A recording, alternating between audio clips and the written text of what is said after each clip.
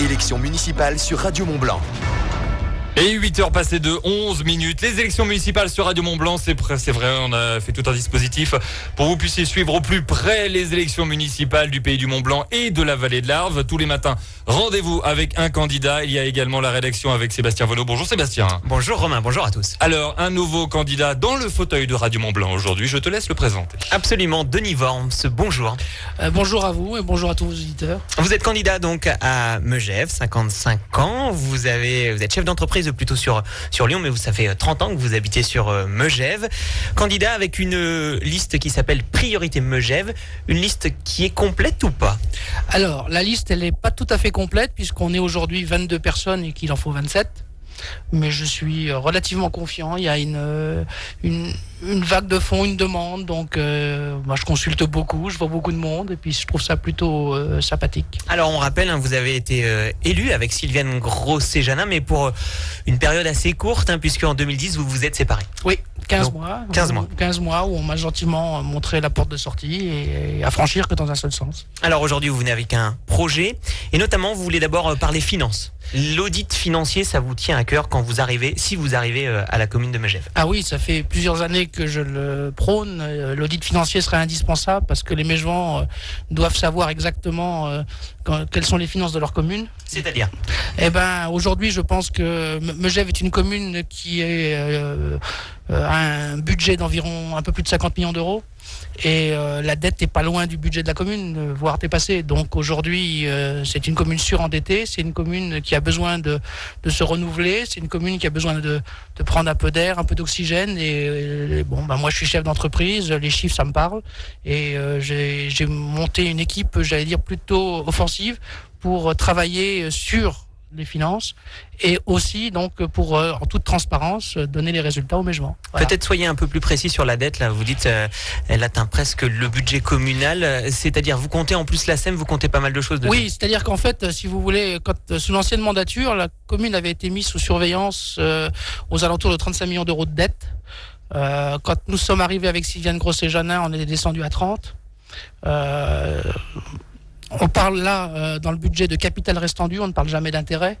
Donc il faut déjà rajouter les intérêts qui s'ajoutent à la dette. Les intérêts qui s'ajoutent à la dette. Et puis hier était présenté le débat d'orientation budgétaire en conseil municipal et on a parlé de capital restant dû aux alentours de 31-32 millions d'euros. Donc si on rajoute la dette de la SEM qui est d'environ 30 millions d'euros et où la commune est majoritaire à plus de 60%, et ben tout ça mis bout à bout fait beaucoup d'argent et c'est l'argent du contribuable. Voilà, donc vous voulez d'abord faire un audit financier à Megève. Second point, dans vos axes de travail, de votre projet, vous voulez effectivement agir sur la vie quotidienne, un office du commerce par exemple, et puis les logements permanents. On peut faire des choses aussi à Megève sur le logement permanent. Ah, je pense qu'on peut faire des choses sur le logement permanent. C'est-à-dire qu'aujourd'hui, il faut créer effectivement des logements. Il faut, je pense que la commune qui possède déjà un parc important, puisqu'on est à près de 90 logements en propriété pour la commune, je pense qu'elle peut en vendre une partie en accession à la propriété. Des logements communaux qu'on vend ? Qu'on pourrait vendre, parce que tout doit se faire en concertation. Je ne suis pas seul décisionnaire, je ne suis pas Dieu le Père, ça se saurait. Donc aujourd'hui, effectivement, il faut se mettre autour de la table, il faut en discuter, il faut et voir si on peut faire de l'accession aux propriétés pour les Megevans, avec bien entendu des garde-fous pour éviter toute spéculation. D'autres communes le font, on doit être capable de le faire. Troisième axe, les domaines skiables. Alors, les domaines skiables, c'est quoi ? C'est un réaménagement du domaine skiable actuel. C'est une extension vers Pras-sur-Arly qui est envisagée, en tout cas on en parle depuis longtemps quand même, cette extension. Qu'est-ce que vous souhaitez sur les domaines skiables ? Alors, en ce qui concerne Pras-sur-Arly, moi je suis un homme de dialogue et je pense qu'on est parfaitement capable de discuter avec à la fois les élus concernés par l'espace diamant et aussi par les exploitants. Donc ça serait effectivement, et je parle à titre personnel parce que bien entendu l'équipe a son mot à dire et c'est même elle qui a le principal mot à dire, mais moi à titre personnel effectivement je suis pour cette réalisation à court terme ou à moyen terme, parce que tous les chiffres montrent que ça générerait du chiffre d'affaires en plus pour les parties concernées et que quelque part ça donnerait de l'oxygène à la SEM pour favoriser les investissements. Et donc effectivement moi à titre personnel je suis favorable à cette extension vers l'espace diamant. De plus en ce qui concerne les massifs, Mégevent, principalement Rochebrune, Mont-d'Arbois et Jaillet. Il faut une harmonisation, il faut signer des conventions avec les propriétaires, il faut faire un développement. Et on a voulu vraiment travailler, j'allais dire, en fond.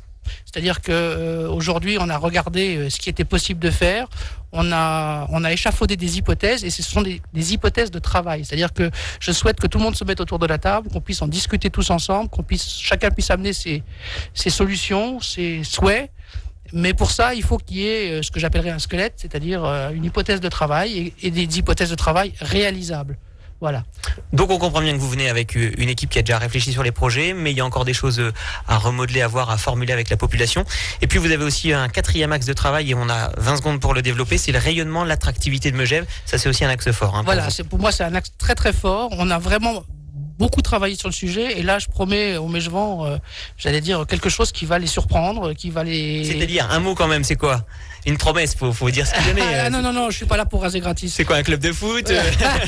Expliquez-nous, quoi, vous voyez ce que je veux dire? Non, je peux. C'est remettre le hockey en Ligue Magnus, c'est quoi? Ah bah ça, de toute façon, ça c'est indispensable pour moi. Voilà. D'accord, ok, par exemple. Ça c'est indispensable. Le retour du hockey au plus haut niveau. Ah bah bien sûr. Ça passe, c'est le rayonnement de Megève. Mais encore une fois, là, bon, ça se fera effectivement avec les parties concernées et s'il y a possibilité de le faire, on le fera sans hésiter.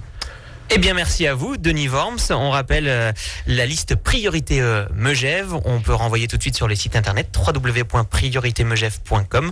Vous êtes assez actif aussi sur les réseaux sociaux pour donc suivre votre liste encore en cours de constitution. On a donc dit 22 noms trouvés sur 27. Vous cherchez encore quelques personnes, mais ça arrive. Bien sûr.